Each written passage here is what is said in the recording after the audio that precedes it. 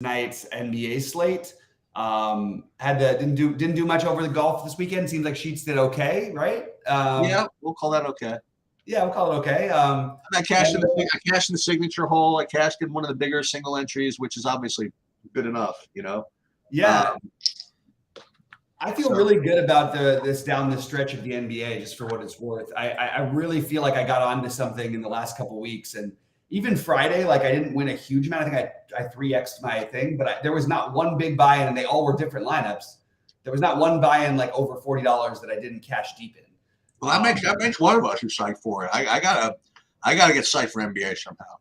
Okay, well, I think I had a nice week last week. Obviously, you did. I mean, now I gotta start. Now I gotta catch up. This is how it works with us. This is how it works with us. We go on swing. Like I'll look like I can never lose, right? Yep. And then like you look like you can never lose. So at least as long as it looks like one of us can never lose, I think we're kind of in good shape, you know. Absolutely. All right, well, let's get into it. Let's talk through this late. I shared you. I put your screen up there. As an early build, this seems to make quite a bit of sense. But well, I mean, all I did was I just put in some good players. You know, I didn't really talk about it at all. So we'll get into it. And this is based on projections, by the way. That was like hours ago. I don't even know what's happened in the last whatever. Yeah. And the other thing I want to do, by the way, I'm sorry about this, guys, but like, listen. I hate to wax poetic about business and stuff. We were talking about a little of this. One of the things, and I don't want to get too into this, but one of the things about doing content is that it's so hard to figure out what to give for free. You know what I mean, on the YouTube, and what to like require people sign up to the site for. And and that's like, listen, if everybody knew the answer to that, they would have figured it out. I don't know the answer, you know. So, and every once in a while, I think like I don't want to say I give too much, but when I put like the actual sheets up on my screen, I feel as though the people that were paying just kind of get slighted a little bit. You know what I mean? Because usually you have to pay for those. So I'm going to try to avoid doing that. You know, at the same time, I still also want to, for the free stuff, at least, you know, go through process and things like that also. So I got to be I got to be a little meaner about that going forward about what to do on the free stuff. But we'll see. Yeah, and just for what it's worth, guys, I'm going to be posting my stuff later today. Probably as we wind down the NBA season, I'm probably going to start posting around 3 Eastern because I don't want to get my stuff out there too early because I feel like they're not going to be as valid. There's going to be all kinds of switches and stuff. So the later I can sort of post my early builds and my core plays, I think it's a little bit more valuable. And also, I'm after lock, I'm going to be in the premium NBA channel more than I'm going to be in the regular NBA channel, as will Rody, and hopefully Sheets will as well, because I do want people to, you know, who are site members to really, that's how you win at NBA is the how to react to late news and all that stuff. And we've really been on it. So I would like to use that in the premium channel. I just wanted to throw that out there. I want to tell you something else. I'm going to throw down the challenge. Okay, I'm going to throw down the gauntlet against one of the sites. Okay. Okay. So I'm going to call out Run Pure. Okay. Okay. I'm going to call them out. I'm going to challenge them because listen, as people are very well aware that, you know, when I did Poker X Factor, my favorite thing was doing those live sweat shows, right? And I'm like, you know what? There's nothing like that around like all the time. So, you know, let's fire that up and let's just start doing that. And as you guys have seen now, like every Wednesday, I'm trying to do like 11 p.m. where we basically sweat through all like the big stuff. I try to make it fun. I try to go over both the analysis and the play-by-play and stuff. And I'm wondering, no one does that. And I see that that these guys have put up something now, like 9 p.m. They call it something. They give it a name. I'm like, all right, that's fine. That's fine. It's a great idea. Why not do it? We're going to make ours better. There's no way anybody can do that better than me. Now, maybe we won't have as many people, but I'm going to put the challenge down that if they want to do a better job than me at that, good luck to you, because that's kind of my skill set. So we'll see what happens. Yeah, absolutely. I understand. All right. With that said, let's jump into the games to go game by game here. By the way, I'm trying to look at FanDuel. For some reason, it's only allowing me to look at 50-50s, and I don't really understand why that's happening. So I'm gonna have to try and figure that one out. Maybe that's a sign, dude. I mean, like, I don't know. What's that? Maybe it's a sign of some kind. I don't know. Yeah, maybe you should be playing FanDuel GPPs tonight. Maybe you should play on DraftKings, and FanDuel you should play cash. Maybe it is a sign, but it looks like it's working out for me. But it's weird. I've had a few issues like this lately with both sites. So anyway, with that said, let's jump into the game by game. I'm again, we don't have huge tournaments out there tonight, but again, I want to really try and attack the rest of this NBA season as much as we can. I think there's going to be a lot of opportunities for us to make, some pretty good money because there's going to be a lot of speculative plays every day. So with that said, let's start off with Boston, Cleveland. All right. So I don't know if you were around yesterday, but Boston played a double overtime game yesterday against the Knicks. And double overtime followed by a back-to-back might end up being like Kevin Pritchard, or whatever,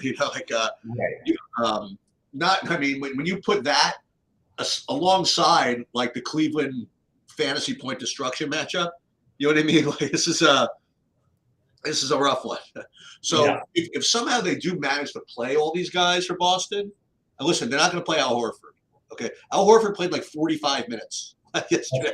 Yeah, he's not going to play. So he's probably already on vacation. I doubt that.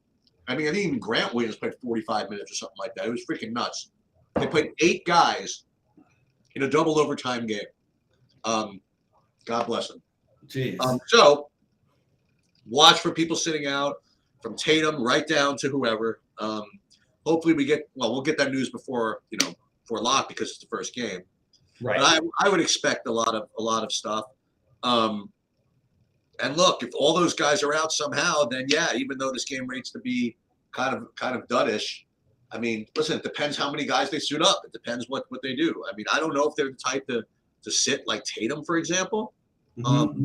But if they do, I mean, listen, and maybe they should Jaylen Brown too. Who the hell knows? Who knows what they do? So we got to watch for that.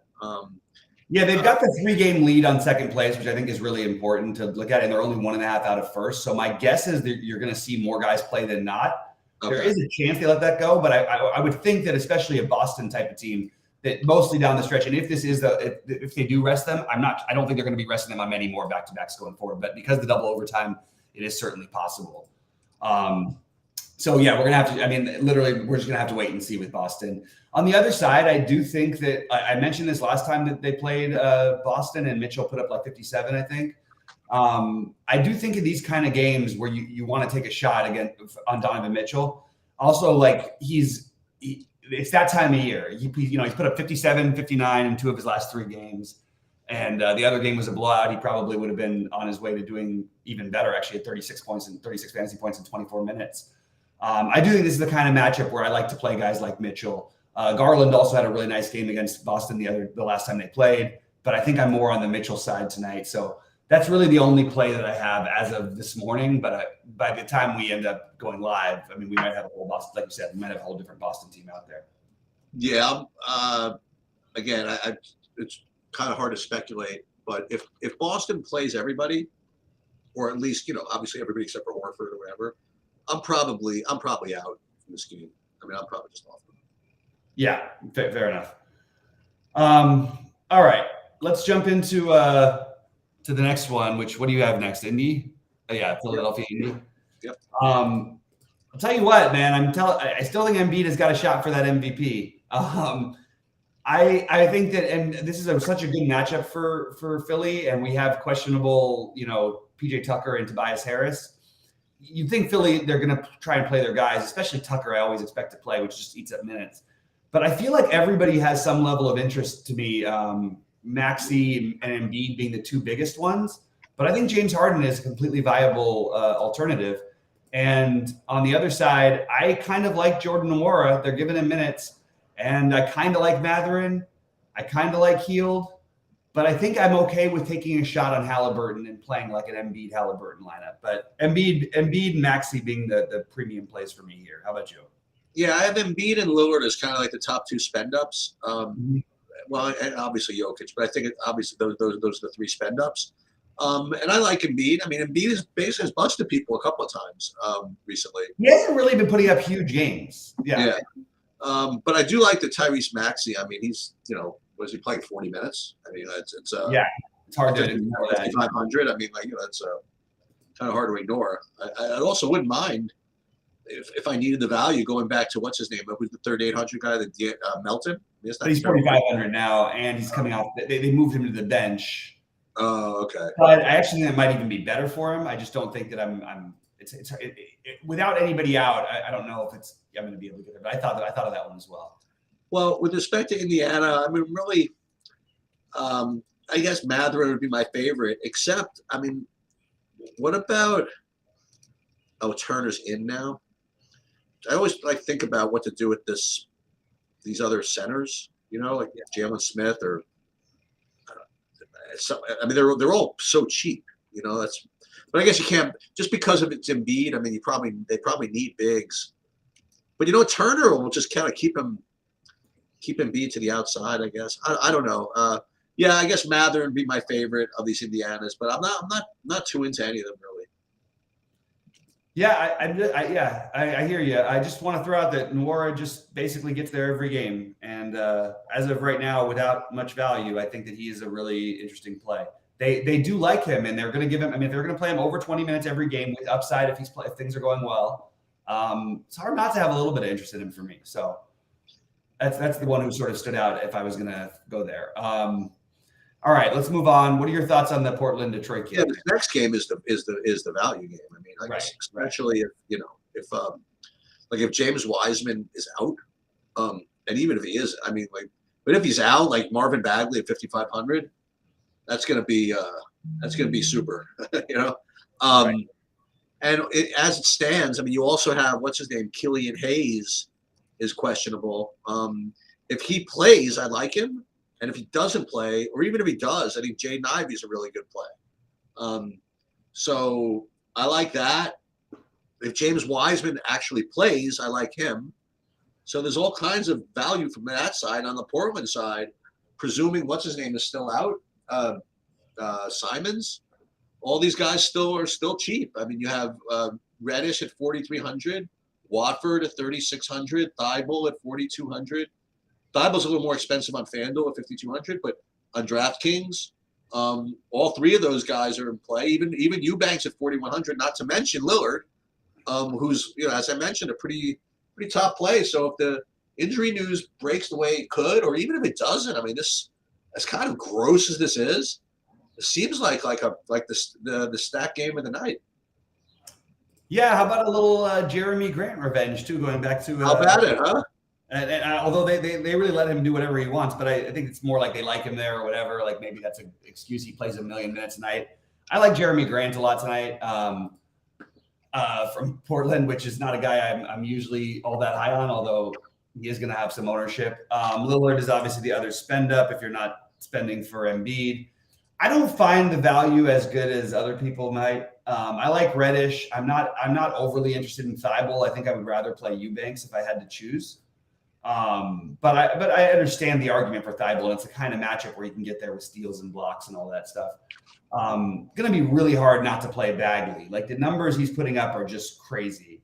In a point per minute type of situation. Like, I mean, 48 and 34 minutes, 22 and 18 minutes. That was a blowout.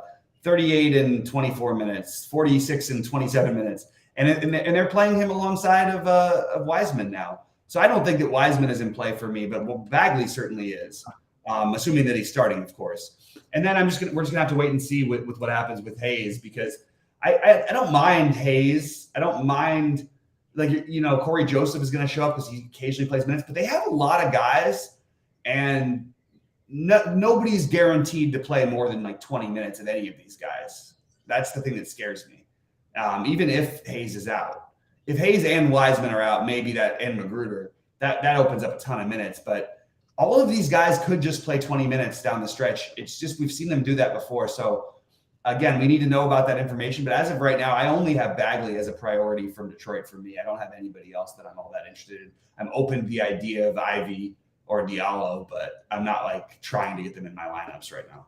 I'm trying to play both Embiid and Lillard together. It's a little annoying. It's one of those that at the moment probably seems like hard to do, but by later on, it's going to be so popular and easy to do, probably.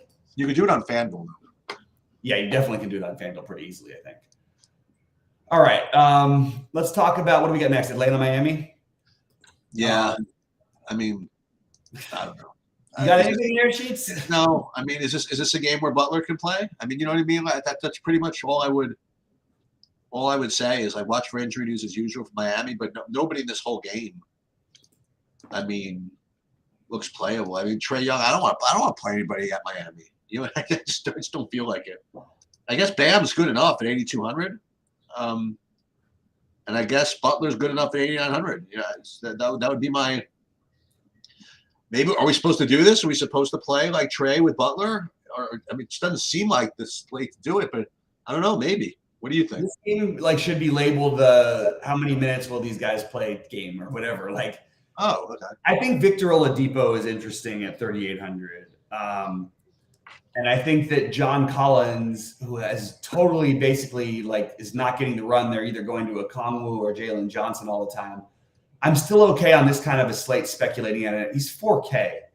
Like, I know he hasn't gotten there in a while. Wait, John Collins is 4K?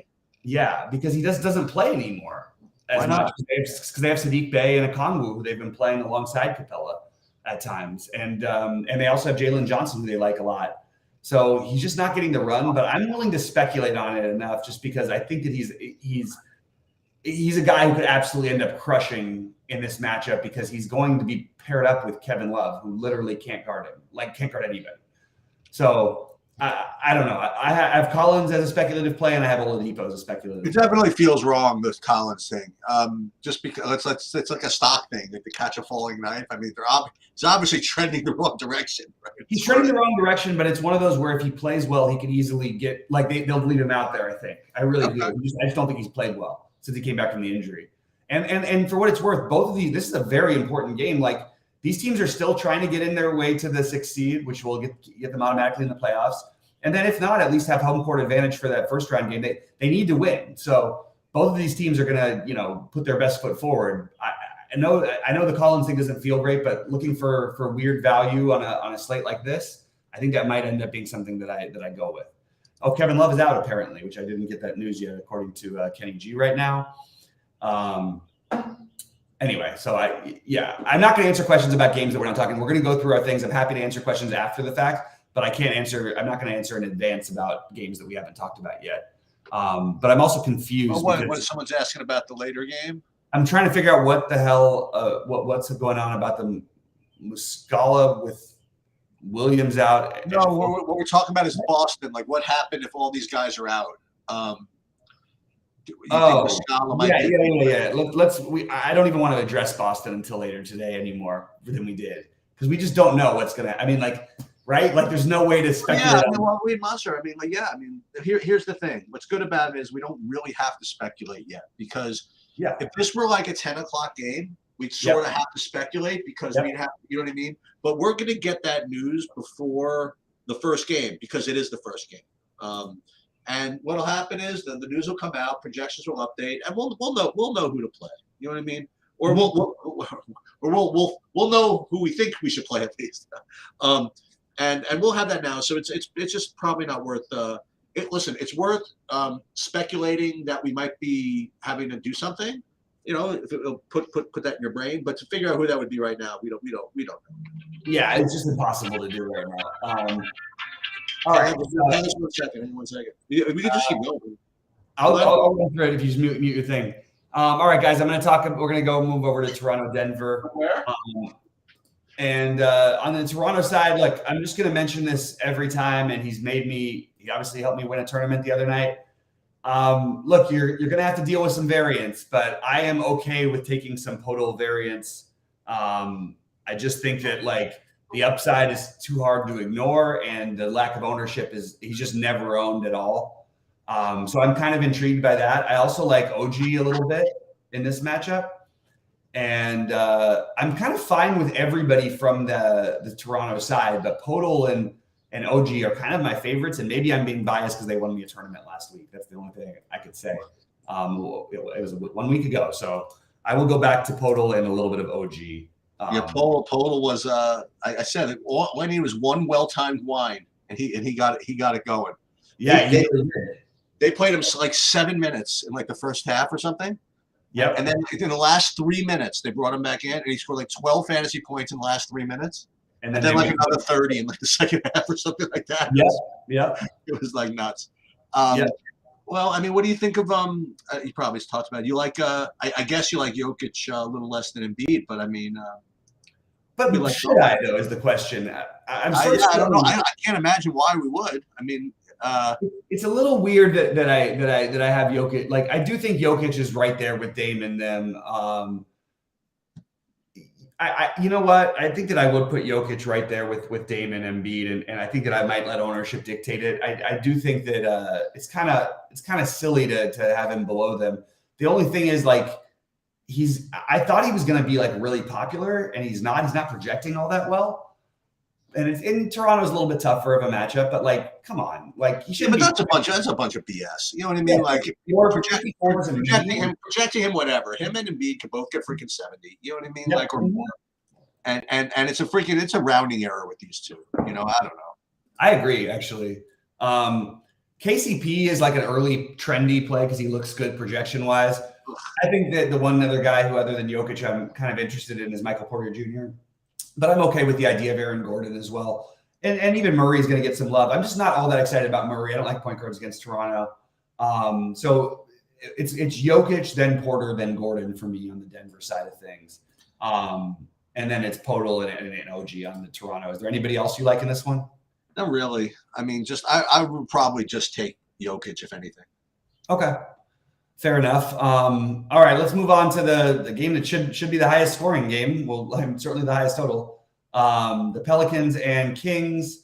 This is I want exposure here. The Pelicans are like sort of, I'm just double checking the standings as of right now. They're sort of desperately clinging on to just a play-in game right now. Barely ahead of the Lakers and Jazz. Obviously, they're going to try to play their, whatever. They're going to play their guys. I don't know what's going to happen with Joe Val, so that's really hard because we have to kind of speculate. I actually think if Joe Val plays, he's more in play than I would usually like him. But if he's out, I think both McCollum and Ingram are interesting, but especially Ingram I like here. And then for value, both Herb Jones and Trey Murphy make a lot of sense, especially because they're in the later game, so you can always adjust if things break a different way. But I do think both those guys are kind of interesting. And on the Sacramento side, I don't think it's a coincidence what De'Aaron Fox has been doing. Like in general, he's just been unbelievable, and they're trying to desperately hang on. He'll have some down games. I'm not going to play him tonight, but I do think that I was like a little bit intrigued, and I was a little bit intrigued by the Sabonis play as maybe a way of maybe not spending all your money. But the guy who I think I might side with here at very at some ownership in Malik Monk. But I don't think Kevin Huerter is getting played, and I don't think Keegan Murray is getting played. And both those guys appeal to me just from a tournament standpoint. So Harrison Barnes will be popular. Monk will have some ownership. I think Huerter and Murray are every bit as good at plays as those guys are. Of course, Monk has a higher ceiling, but I think people just sleep on Keegan Murray all the time. And yeah, he's got a wide range of outcomes. He had 6 fantasy points in the last game, so that wasn't pretty. But before that, 24, 36, 38, 28, fairly consistently in that range. And he definitely has upside. He's a rookie. He's going to have ups and downs. So I like the value from this game in general until we find other value. This is my preferred value would be guys like Huerter, Monk, Murphy, Jones. And then you use them, you can always swap whenever you hear about other guys being out today. That's where I'm at. How about you for this game? Yeah, I like this game for the value. I would add one other value piece from New Orleans to the shuffle, and that would be Najee Marshall at 3,600. So Trey Murphy, Herb Jones, Najee Marshall, and whoever starts at center. Like if Valanciunas starts at center, I think it's a good play. I really do. If not, then I think that whoever starts at center is a good play. What are these guys priced now? Hernan Gomez 4,600, Hayes 38, whatever it is. I like Valanciunas. I put him in my FanDuel lineup. The one that if I didn't want to play, for example, Embiid, I put Valanciunas in kind of. I want to say for now because that's something you have to. You know what I mean? Like you have to be able to deal with that. But I like that. And on the Sacramento side, I worry that Monk might be too high owned, as you were kind of alluding to. And I like your I like both of those pivots, Keegan Murray and the other one, Kevin Herter. Also, hey, I don't know if you noticed, but all you needed to do is get him at low ownership, and the aforementioned Harrison Barnes smashed a few games ago. He had 40. He had 29 real life points and 47 fantasy points. The first game that nobody played him against OKC. No, that's what's funny about these guys is that, and that's partly something that I wanted to like. That's why I like the other plays. Like one of these guys always gets there, basically. The Herter, Monk, Barnes, and what's his name, and Murray. And I just feel like I just would always rather side with the lower owned guys because it feels sort of like it could just be anyone's night that night the way Sacramento plays. Outside of Fox. And not to say that Malik Monk's going to be like chalk. I only have him at like 10%, but I just have a feeling people are going to play him at the end if nothing else opens up, like at the end of the day. But,